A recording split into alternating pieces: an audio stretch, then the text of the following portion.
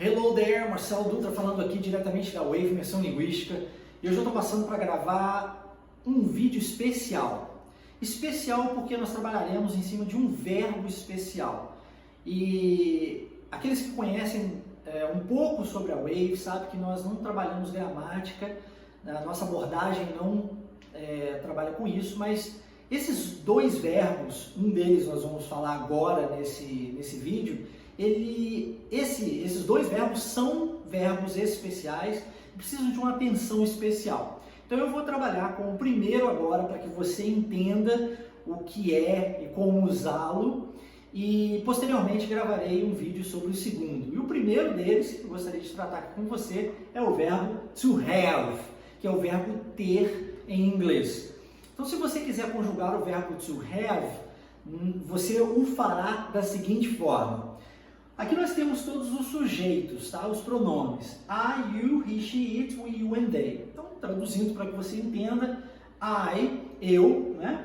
You, você, he, ele, ela e isto. O isto, esse isto não quer dizer que é uma coisa, mas sim é tudo aquilo que não for pessoa. Então, um animal, por exemplo, entra aqui no it. We, you and they, nós, vocês e eles. Repare que o you aqui é a mesma palavra, esse you é um you plural, vocês, então você falando isso apontaria para um grupo de pessoas e diria vocês, e falando para uma só pessoa, você apontaria para uma só pessoa e falava você, ok? You singular e o you plural.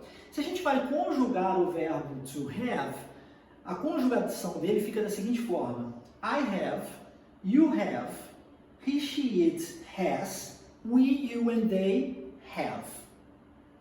Repare que a terceira pessoa do singular é sempre diferente. Então eu utilizo has aqui na conjugação do verbo to have. Parece simples, não parece? E é simples, é muito simples. Have, apenas he, she, it, que é o diferente, utiliza-se has. Bem simples. Mas acredite, a conjugação de todos os demais verbos em inglês, ela é mais simples ainda do que isso daqui. Exceto esses dois verbos, são os diferentes, então esse daqui ele é um pouquinho mais complicado, como você pode perceber. E o segundo, que é o verbo to be, o famoso verbo to be. Ele também possui uma conjugação diferente, mas é muito simples. E você vai perceber isso no próximo vídeo, um vídeo que eu vou gravar posteriormente e publicarei aqui para vocês, tá bom? Bom, voltando ao verbo to have, nós podemos abreviar esse verbo. E aí, I have vira I've. É como se você estivesse dizendo, eu tenho, só que abreviado, I've. O segundo, you've. He, she, it, nós abreviaremos o has da seguinte forma, his, she's e its. E aqui geralmente pega porque a abreviação do verbo to be também é feita dessa forma. E aí você me pergunta, então Marcelo, como que eu vou saber se o que você está dizendo aqui é o verbo have, ter, conjugado para a terceira pessoa, ou se é o verbo to be, is, né, conjugado aqui para a terceira pessoa? Depende do resto da frase. Você vai analisar o que vem depois disso daqui. E aí você saberá se você está falando de ter alguma coisa ou do verbo ser ou estar. Ok? E por último, a abreviação de we have, you have, they have fica we've, you've e they've. Essa é a abreviação. O segundo passo aqui, o segundo ponto que precisa ser mencionado é a negativa do verbo.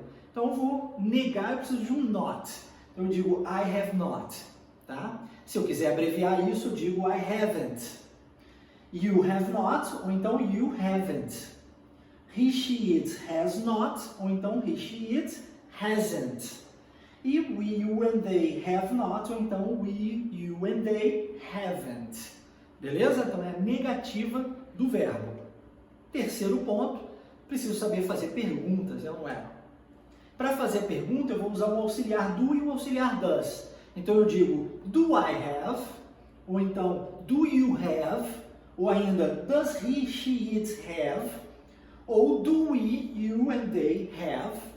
E aí eu estou fazendo a pergunta e é importante ressaltarmos que todos os verbos permanecem no seu original, exceto com a retirada do to.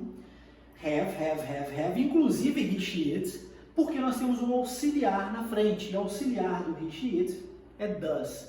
Então, quando a gente usa isso daqui fica normal, tá? Outro ponto que precisa ser ressaltado aqui é que nós utilizamos isso daqui, mas isso daqui não tem tradução alguma. Não tem como traduzir isso. Isso é somente usado para a pergunta. São 3 auxiliares distintas, aqui nós já estamos usando 2, e a terceira é utilizada para o passado. Tá? E existem alguns verbos, como o próprio verbo to be, que já são verbos auxiliares, e a gente faz a pergunta com eles invertendo com o sujeito, mas isso é papo para um próximo vídeo. Quando você faz uma pergunta em espanhol, eu não sei se você já percebeu isso, existe um símbolo de interrogação de cabeça para baixo, já percebeu? Aquele símbolo de interrogação, ele prepara a pessoa que está lendo o texto para a pergunta que vem logo em seguida. A pessoa, quando ela vê aquele símbolo de interrogação ali, ela consegue preparar a sua entonação para fazer a pergunta. Isso daqui tem o mesmo propósito, o mesmo objetivo, prepará-lo para fazer uma pergunta que vem logo à frente. E nós não temos isso em português, e isso deixa o nosso idioma um pouquinho mais complicado, um pouquinho mais difícil.